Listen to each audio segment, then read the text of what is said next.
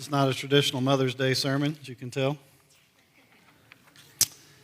We're making our way through the book of Daniel. We started just last Sunday, and we'll be covering all of chapter 2 today. I always encourage you to bring a Bible. If you do not own a Bible, we would love to gift you one, but like today, we'll be walking through a lot of text, so it's good to see that on the page. A lot of times we'll have it on the Sky Bible for you, but if you will bring a Bible, you can see the words on the page. I had an unusual dream myself this week. I dreamed that I was an electrician. Just like you, I woke up and I was shocked. That was awesome. Fell right into the trap there, didn't you? I don't know what kind of dreamer you are, if you have dreams at all, if you remember your dreams, don't remember your dreams, vivid, unclear, whatever.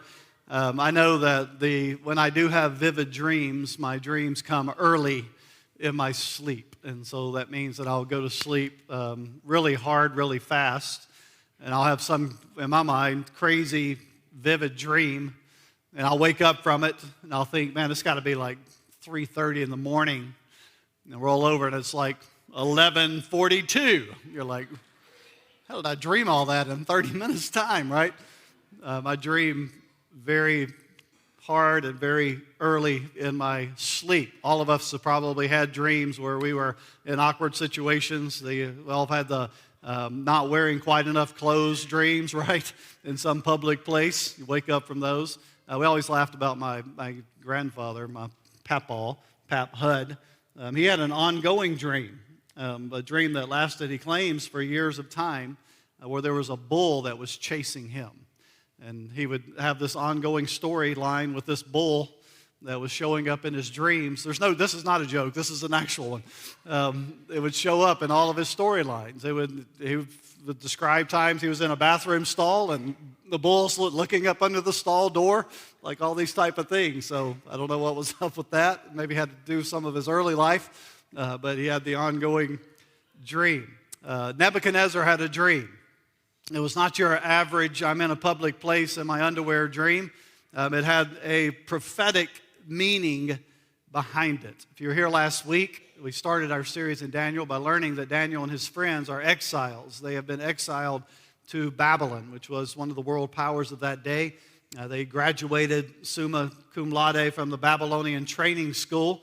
And then suddenly the story shifts. I would encourage you, if you were not here last week, to go back and re-listen to chapter 1, because it does kind of help set the tone for the entire book.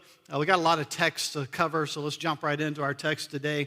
In the second year of the reign of Nebuchadnezzar, again, that's a name that you can feel free to use if you're looking for a name for your kids or grandkids. Nebuchadnezzar should be near the top of the list. Nebuchadnezzar had dreams. His spirit was troubled, and his sleep left him. Some of you are like, I get that.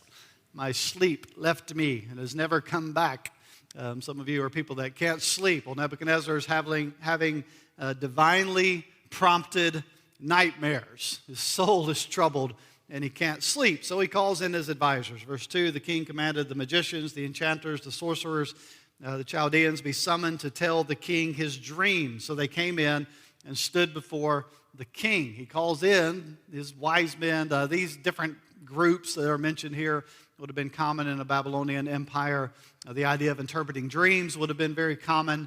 They would have had normal techniques, kind of maybe like a psychic would use today, where they would have dream interpretation manuals, dream interpretation ways that they would interpret dreams.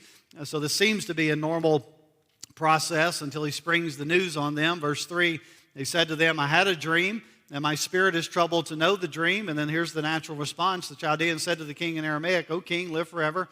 Tell your servants the dream, and we will show you the interpretation. Tell us, and we will interpret. We have all of our little manuals, and we'll tell you what your dream is. Verse 5, the king answered and said to them, the Chaldeans, the word from me is firm. If you do not make known to me the dream and its interpretation, you shall be torn from limb to limb, and your houses shall be laid in ruin. So this is a different request, right? I need to know not just the interpretation, I need to know the dream itself. Do what? Like, how can we know your dream? You tell us the dream, we'll tell you the interpretation. That's how this thing works, right? We've got our manuals, we can Google it, we can figure out what the interpretation is, but we need to know the dream. And Nebuchadnezzar says, no, there's a plot twist here. If you do not tell me not just the interpretation, but the dream itself, there's a severe punishment. You're going to be torn from limb to limb. This seems pretty severe, right? 6, if you show the dream and its interpretation, you'll receive from me gifts and rewards and great honor. Therefore, show me the dream and its interpretation.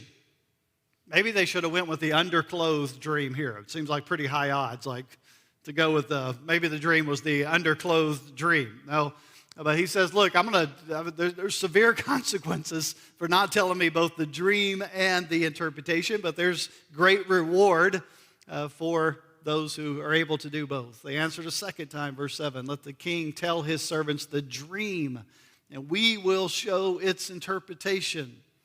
Verse 8, that's not the deal. The king answered and said, I know with certainty that you're trying to gain time, because you see that the word for me is firm. If you do not make the dream known to me, there is one sentence for you, and you have agreed to speaking lying and corrupt words before me till the times change. Therefore, tell me the dream, and I shall know that you can show me its interpretation. This doesn't seem like a fair gig, does it? I'm going to know you're lying if you don't tell me the dream. Like those 1 and 1 do not equal 2 in that situation. Like, no, I can't just tell you the dream. I need to know the interpretation. But Nebuchadnezzar is basically saying, look, I think you're a bunch of frauds. I think you're living off the king's dime and you've got your interpretation manuals. Why am I even paying you to just read from your books whatever I say the dream is? Here's the true test. I need you to tell me the dream and the interpretation. Now, their response in verses 10 and 11 is very important to the chapter itself. The Chaldeans answered the king and said, there is not a man on earth who can meet the king's demands. For no great and powerful king has asked such a thing of any magician or enchanter or Chaldean.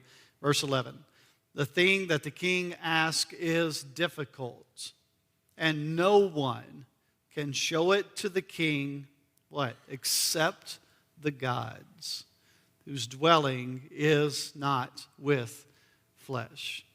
Important here.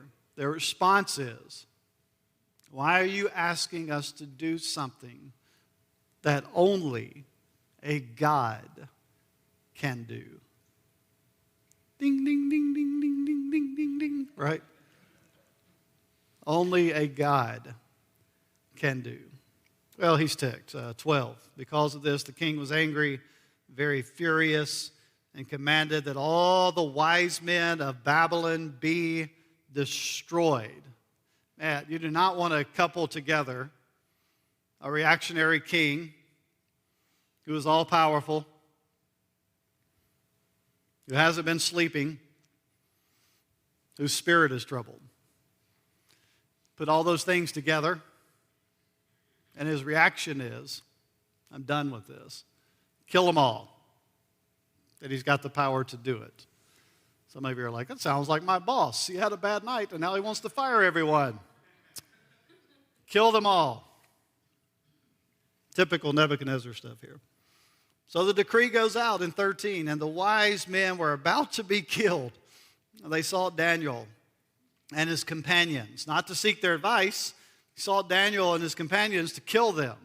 All are to be killed, including Daniel and company, his friends. 14. Daniel replied, these are important words, with prudence, that means wisdom, and discretion. So Daniel chooses his words wisely to Arioch, the captain of the king's guard, who had gone out to kill the wise men of Babylon. So Daniel replies, like, hey, can I say something here? And it's really a good move to reply with wisdom and discretion when your life is on the line. Verse 15, he declared to Arioch, the king's captain, why is the decree of the king so urgent? And Arioch made the matter known to Daniel. And Daniel went in and requested the king to appoint him a time so that he might show the interpretation to the king. So the captain fills Daniel in, and Daniel requests a meeting with the king to show him the interpretation. Remember, what the king is requesting is only something that God can do. Daniel says, hey, can I make an appointment here? I'm going to fill you in. I'm going to give you the interpretation. Verse 17. Then Daniel went to his house and made the matter known to Hananiah, Mishael, and Azariah, his companions. And he told them to seek mercy from the God of heaven concerning this mystery, so that Daniel and his companions might not be destroyed with the rest of the wise men of Babylon. Like, this is a good time to get your buddies together and pray. It's a good time to call the people that you know. They're like people you know that pray and say, hey, I got an urgent prayer request here. We need to pray. Our lives are on the line. This is a good time, as the text says, to seek mercy, requesting what only God can do, to seek mercy, to ask God to be who He is, to ask God to be faithful and to show His faithfulness. It's a good time for Daniel to pray. 19. Then the mystery was revealed to Daniel in a vision of the night. Then Daniel blessed the God of heaven. God reveals the mystery, the dream and the interpretation to Daniel. Whew, right? Like, God is faithful. Nebuchadnezzar's death decree, listen, Nebuchadnezzar's death decree is an opportunity for the one true God to display His power to the most powerful king on the planet. There's a word here we don't have time to drill into. To not grow weary in prayer, because God is faithful. He's faithful. And in the moments of uncertainty, that God is faithful and will show Himself faithful. So Daniel responds with what we read in our call to worship, this prayer of praise.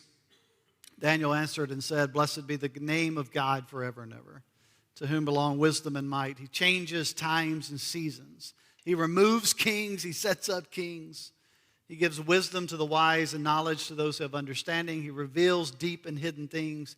He knows what is in the darkness, and the light dwells with Him. To you, O God of my fathers, I give thanks and praise, for you have given me wisdom and might, and have now made known to me what we have asked of you. For you have made known to us the king's matter." What a God-centered reaction that Daniel has. Like, if you and I are Daniel, like, hey, can we move the appointment up a little bit, right? Like, can I meet with the king earlier? I've got great news. I know the dream and its interpretation. Like, I'm on the next, right, Uber ride to the palace to lay out the dream and its interpretation. Like, I got to get there as quick as possible.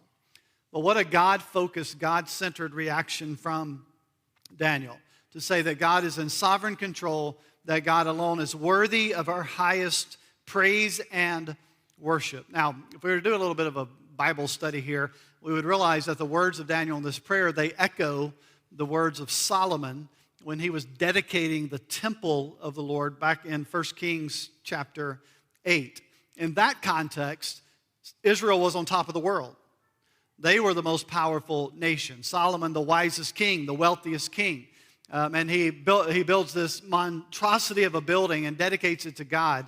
And in his prayer, these are the words that he uses, similar words here. So think about this pivot that has taken place from Solomon dedicating the temple and Israel being on top of the world.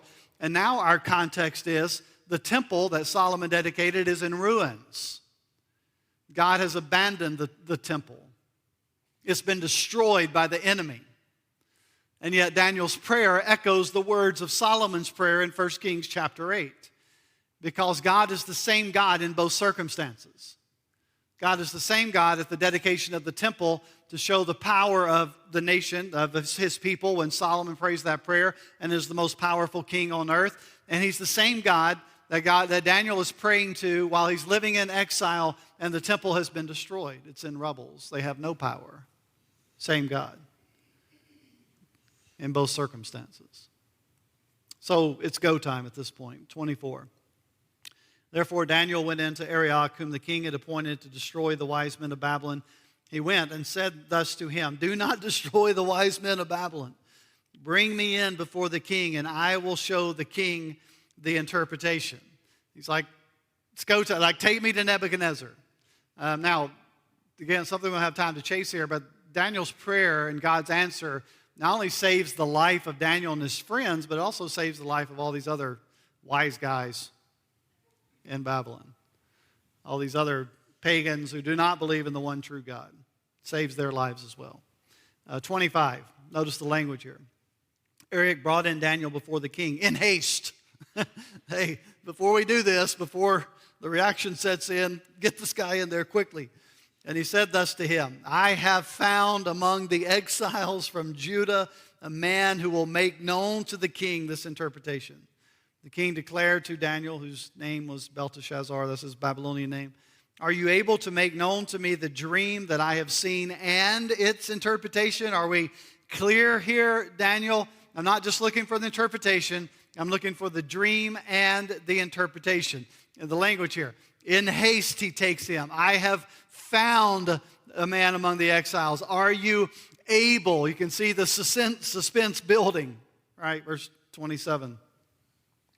Daniel answered the king and said, no wise men, enchanters, magicians, or astrologers can show to the king the mystery that the king has asked. He echoes what the wise men said. King, there is no person that can grant this request. Uh-oh. This is what got the other guys in trouble. And then I love the words of 28.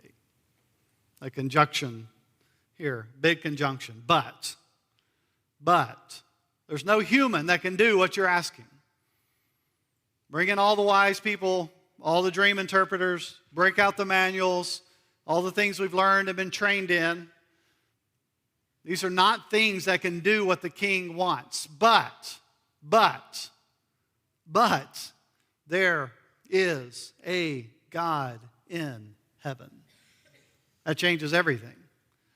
But there is a God in heaven who reveals mysteries, and he has made known to King Nebuchadnezzar what will be in the latter days. Your dream and the visions of your head as you lay in bed are these. But there is a God in heaven. That changes everything. And we're going to circle back to that at the end of the message. This is not a Daniel thing. This is not a Nebuchadnezzar thing. This is a God thing. Verse 29, to you, O king, as you lay in bed, came thoughts of what would be after this. And he who reveals mysteries has made known to you what is to be. But as for me, this mystery has been revealed to me, not because of any wisdom that I have more than all the living, but in order that the interpretation may be known to the king, and that you may know the thoughts of your mind. Again, Daniel's saying, hey, Nebuchadnezzar, this is not a Nebuchadnezzar thing. This is not a Daniel thing. This is a God thing. And then he tells him the dream. 31, you saw, O king, and behold, a great image. This image, mighty and of exceeding brightness, stood before you, and its appearance was frightening. The head of this image was of fine gold, its chest and arms of silver, its middle and thighs of bronze, its legs of iron, its feet partly of iron and partly of clay. And as you looked, a stone was cut out by no human hand, and it struck the image on his feet of iron and clay and broke them in pieces. Then the iron, the clay, the bronze, the silver, and the gold all together were broken in pieces. And because like the chaff of the summer threshing floors, and the wind carried them away, so that not a trace of them could be found. But the stone that struck the image became a great mountain and filled the earth. This was the dream. And don't you feel like Nebuchadnezzar is like standing up like, yeah, you got it, dude. That's it. That was it. Here's a picture, a modern depiction of what Daniel was describing. Golden head, silver chest, the bronze, the iron. This is an image that most people think was similar. Now the interpretation starts in verse 36. This is the dream. Now we'll tell you, king, the interpretation. You, O king, the King of kings, to whom the God of heaven has given the kingdom, the power, the might, and the glory. I don't think this is a you thing, Nebuchadnezzar. God gave you all that. And into whose hands he has given, wherever they dwell, the children of man, the beasts of the field, the birds of the heavens, making you rule over them all. You are the head of gold. Neb is the head of gold. Another kingdom inferior to you shall arise after you, a third kingdom of bronze, which shall rule over the earth. And there shall be a fourth kingdom, strong as iron, because iron breaks to pieces and shatters all things. And like iron that crushes, it shall break and crush all these. And you saw the feet and toes, partly of potter's clay and partly of iron. It shall be a divided kingdom. Some of the firmness of iron shall be in it, just as you saw iron mixed with the soft clay. And as the toes of the feet were partly iron and partly clay, so shall the kingdom be partly strong, partly brittle.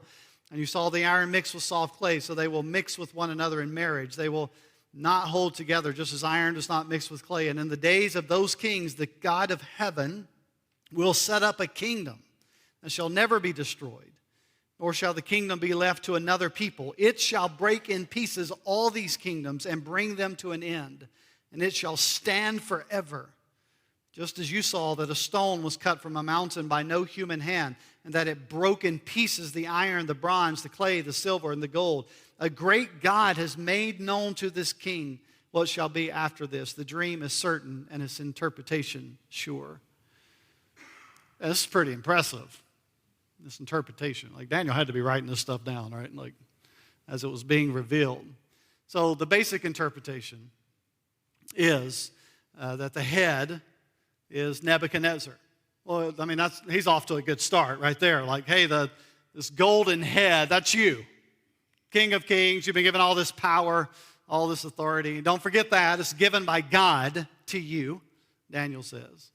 And then there's this silver and bronze and iron, this clay and iron combo, and then this rock that takes it all down and fills the earth.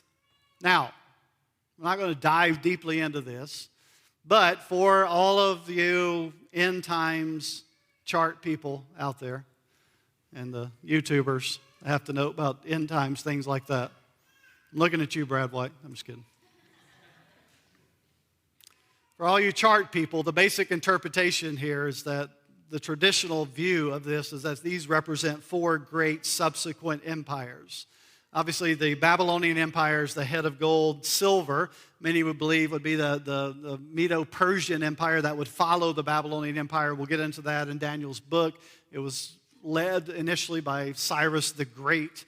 It survived for about 200-ish years, 208 years. That was followed by the Greek Empire. That was led initially by Alexander the Great. You've heard of his escapades in world history. It was an empire that lasted about 185 years. Kind of interesting twist here. It was under Alexander the Great, under the Greek Empire, that bronze armor was actually invented. Helmets and shields and body armor made of bronze. And so, again, if you're a chart person, like all that stuff's kind of like, oh, wow. And then iron, most people believe this was the great Roman Empire, the ancient Rome, that lasted about 500 years in world history. And then there's this kind of coalition of kingdoms that pops up out of ancient Rome. The toes, the feet and toes. You can read about 55 interpretations of what that is. A lot believe is kind of this coalitions of kingdoms that happens, that arises from ancient Rome just prior to the second coming of Christ at the end of time. But in the midst of like trying to break that kind of stuff down, if you're an end times person, that's fascinating to you. If you're not, just like, hey, can we move on to Daniel and the lion's den?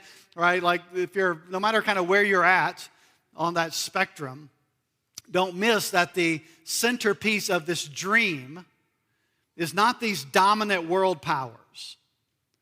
The centerpiece of this dream is the kingdom of God that is represented by this rock that obliterates the other kingdoms and then fills the earth.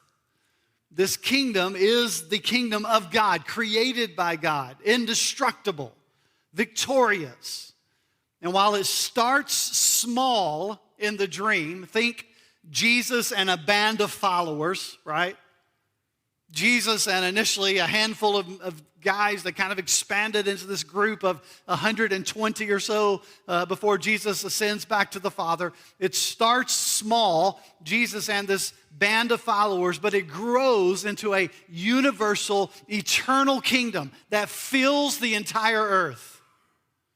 The rock here, of course, represents Christ, that he is the stone. That he is the stone that the scriptures say that the builders rejected, who became ultimately the chief cornerstone. And to follow Christ is to be a part of this eternal kingdom of God. So Nebuchadnezzar's response to all this, 46, then King Nebuchadnezzar fell upon his face, and he paid homage to Daniel and commanded that an offering and incense be offered up to him. So he pays honor and respect to Daniel. 47, the king answered and said to Daniel, truly your God is a God of gods and Lord of kings and a revealer of mysteries, for you have been able to reveal this mystery. He even gives a head nod to Daniel's God. Now don't think much about this because Nebuchadnezzar was in a polytheistic culture, meaning many gods. You've got your God, I've got mine. And so it would be very expected for Nebuchadnezzar to give tribute to Daniel's God. Doesn't mean he's becoming a follower of God. It just means like, hey, your God's the real deal too. And so he pays homage to Daniel's God here. And then 48, this will be important for the rest of the story moving forward in chapter 3. The king gave Daniel high honors, many great gifts, made him a ruler over the whole province of Babylon and chief prefect over the wise men of Babylon. Daniel made a request of the king, like looked out for his buddies here. And he appointed Shadrach, Meshach, and Abednego over the affairs of the province of Babylon. But Daniel remained at the king's court. So Nebuchadnezzar fulfills his word here. He gives Daniel and his boys a promotion, big promotion. This reminds me a little bit of the story of Joseph, right? How God's working in this pagan king, pagan country. And one of God's followers is now placed in a position of authority. And then Daniel's buddies become leaders in the kingdom. We'll see next week in chapter 3, the Shadrach, Meshach, Abednego story, how important this is. I'm fascinated here that God in his sovereign wisdom and grace brings circumstances into Nebuchadnezzar's life, listen, to reveal the king's limited authority. Nebuchadnezzar thought he was the most powerful person on the planet. And in some ways, he was. But God reveals through a dream and an interpretation that Nebuchadnezzar's authority is limited. He reveals Nebuchadnezzar's sin. He reveals Nebuchadnezzar's need for God.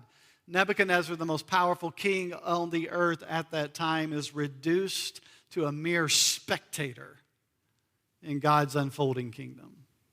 So let me just bring some things together here that are important for us to remember.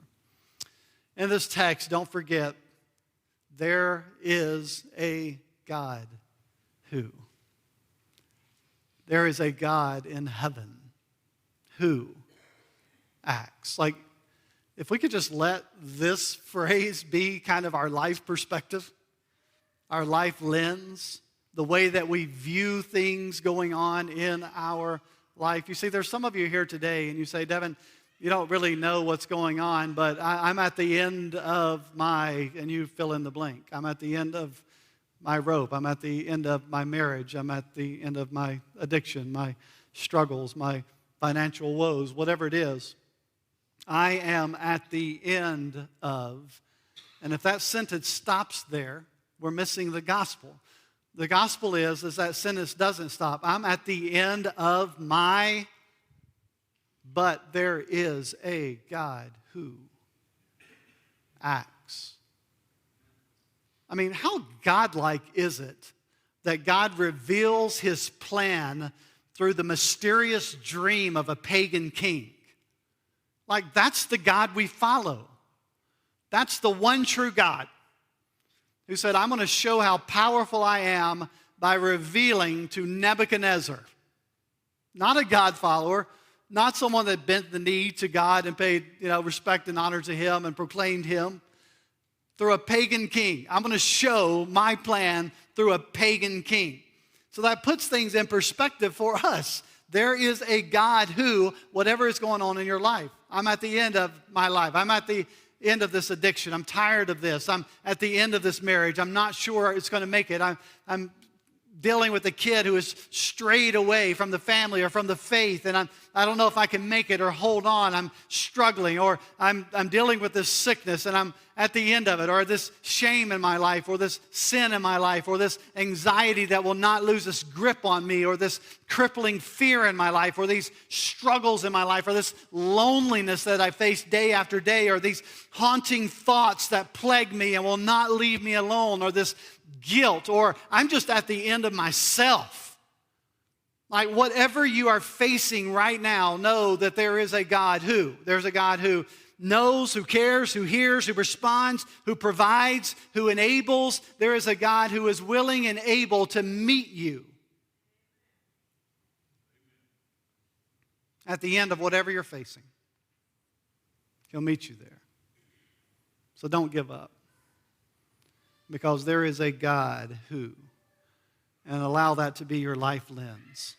I don't know your struggles. I don't know your pains. I don't know and what you're ready to throw the towel in on.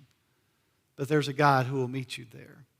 And the reason is because of the second truth that flows from this text, and that is this: God is in absolute control. You will hear this over and over and over again as we go through Daniel, that God is sovereign and God is in absolute control, that God's revelation of Nebuchadnezzar's dream reminds his exiled people, I'm not removed from your situation. I control history. Nebuchadnezzar is not in control. God is in control despite their adverse circumstances. So hear me today. He's in control of what's going on in your life as well. No matter how chaotic it may seem, you are loved by a God whose will for you is right and good and true.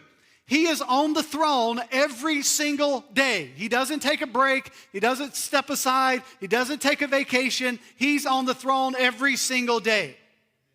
And he's in absolute control. Now, let's be honest with ourselves. We are throne thieves, aren't we? We're throne thieves. We want to be in control. We want to sit on the throne. So we tend to try and take control of our lives and build our own little kingdoms, right? Because I want to be in charge of my life. We make life about us. We place ourselves at the center of Daniel's prayer. It becomes all about me. That's what sin does. You hear me say frequently at City Church that at the root of every sin is idolatry of the heart. That I'm taking control of my situation. I'm putting me in charge right now. Instead of speaking the truth, I'm putting me in charge, so I'm going to lie. Instead of being generous, I'm putting me in charge, and so I'm not going to be generous. So whatever sin that we face in that moment, we're committing idolatry of the heart. We're a throne thief. We're taking God off the throne in that moment and putting Devin on the throne in that moment. Which is why we need to be reminded on the regular of this last truth that flows from this text, that all of this is pointing forward to the gospel. It's pointing to Jesus, that Jesus is the rock, that he's the rock, that Jesus is the rock of ages, that Jesus is the eternal rock. You see, the Babylonian mystics, they did not believe in gods who entered the world of humans. Did you hear their language? Nebuchadnezzar. No one can tell you this. There's no one that can tell you this except the gods. And those gods, they say, by the way, those gods do not enter into our space. They didn't become human. They stay removed. These Babylonian mystics did not believe in a God who would enter the world of humans, but they did not know the God of Israel. Because the God of Scripture came to dwell among us.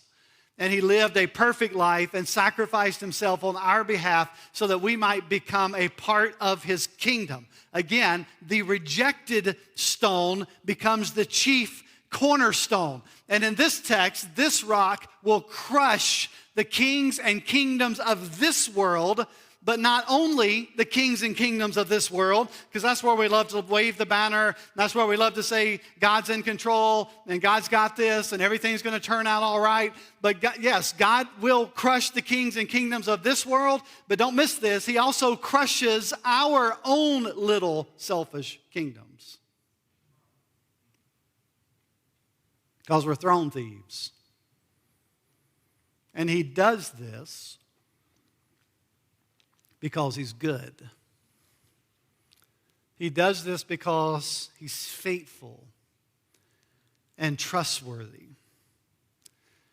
Because we find our deepest meaning and purpose when he is on the throne of our hearts. You get that? We're throne thieves. We steal the glory, we steal the honor, we take control, and God crushes that. He crushes our little kingdoms because he knows our created purpose and fulfillment is when he's on the throne of our hearts. That's when we find the ultimate reason for our existence. And so he crushes our own little kingdoms so that we might find in him what we're searching for.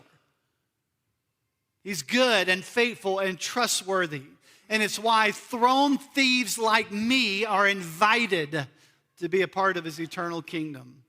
Because it is where we discover life, abundant life. And the gospel announces to us Jesus is the rock. Don't miss this. Receive him or be crushed by him. And this truth was announced by a pagan king 2,500 years before Jesus showed up. So, I hear the kids wrestling out there. Let me wrap this up. Look, let me bring this full circle for us when we end. Luke 20, bear with me, stay with me. Luke 20, look how Jesus speaks this. He tells a story, the parable of the wicked tenants. Luke 20, verse 9. He began to tell the people this parable. A man planted a vineyard and let it out to his tenants. He rented it. And he went into another country for a long while. And when the time came, he sent a servant to the tenants so that they would give him some of the fruit of the vineyard. So here's the idea. I'm going to let you use my land, grow your crops. I'm going to send a servant, and he's going to bring me back part of that, right? That's what you owe me for letting you use the land. And so that's the plan, fruit of the vineyards. But the tenants beat him and sent him away empty-handed. And he sent another servant. They also beat him and treated him shamefully and sent him away empty-handed. And he sent a third. This one, they wounded and cast out. Man, I'm thinking if I'm servant like number 3, 4, I'm like, do I really have to do this? Like, did you see the last dude that came back? Everyone's getting worse. I'm out. All right. 13, then the owner of the vineyard said, what shall I do? I will send my beloved son. Perhaps they will respect him. But when the tenants saw him, the son, they said to themselves, this is the heir. Let us kill him so that the inheritance may be ours. And they threw him out of the vineyard and killed him. What then will the owner of the vineyard do to them? You know the answer to this before Jesus tells us. He will come and he will destroy the tenants. And he will give the vineyard to others. And when they heard this, they said, surely not. But he looked directly at them and said, what then is this that is written? And he quotes the Old Testament here. First, he quotes the verse that I've been talking about from Psalm. The stone that the builders rejected has become the chief cornerstone. And then he quotes Daniel 2. Everyone who falls on that stone will be broken to pieces. And when it falls on anyone, it will crush him. So get the picture. The story is of a vineyard, a symbol of God's kingdom in the scriptures. And this vineyard is rented to tenants who refuse to pay their rent. So the owner sends various servants to collect the owed money. But they are beaten. They're chased away. Finally, he sends his own son, thinking, they'll not harm my son. But they do the unspeakable and they murder him.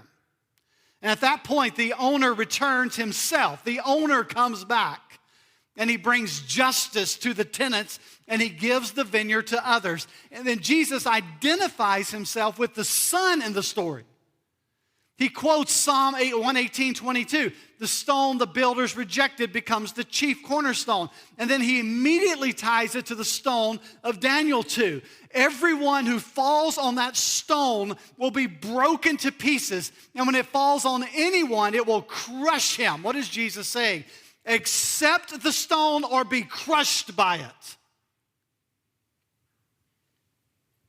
That's the invitation of the gospel.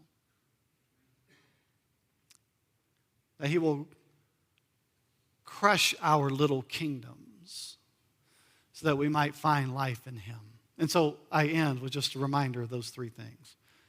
There is a God who, whatever you're facing, at the end of your rope, the end of life, the marriage, the job, the struggle, there is a God who is still on the throne. Run to him. Remember, God is in absolute control. Trust him. And remember, Jesus is the rock. Accept him or be crushed by him. Let's bow our heads for prayer.